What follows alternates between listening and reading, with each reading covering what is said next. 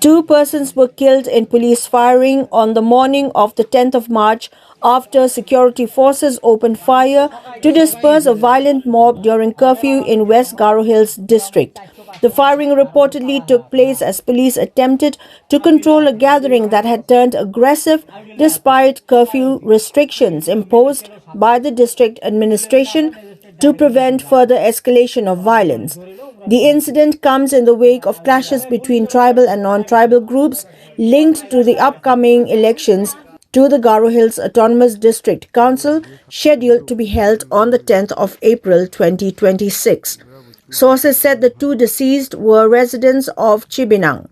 Officials added that the law and order situation had begun to improve by the time this report was filed, although security forces remain on high alert. Curfew continues to remain in force across West Garo Hills, with additional security personnel deployed to maintain peace and prevent any further disturbances. The developments also come amid suspension of mobile internet services from midnight, a step taken by authorities to prevent the spread of rumors and misinformation that could aggravate the situation. Meanwhile, the district administration, under the leadership of Deputy Commissioner Bibhor Agarwal, is expected to convene a peace meeting at the Circuit House in Tura to discuss measures to restore normalcy.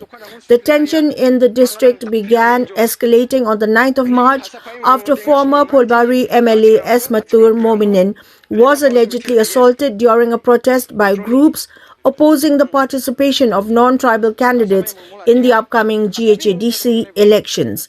It may be mentioned that the Garo Hills Autonomous District Council had earlier issued a notification stating that candidates contesting the MDC elections must possess a scheduled tribe certificate. Following the escalation of violence on Monday night, several Garo residents from Chibinang and nearby areas reportedly fled their homes, fearing retaliatory attacks as tensions intensified in the region. Authorities have appealed to public to remain calm while efforts are underway to restore peace and normalcy in the district. The district magistrate of West Garo Hills, Vibhor Agarwal, today wrote to the commanding officer of the 101 Eastern Command requesting deployment of army personnel to conduct a flag march in the plain belt areas of the district following recent law and order concerns. In the letter, Vibhor Agarwal stated that tensions have escalated in parts of the district over protests against the participation of non-tribals in the upcoming election to the GHADC scheduled on the 10th of April, and noted that the situation has led to public unrest and clashes between groups, disturbing peace in the area.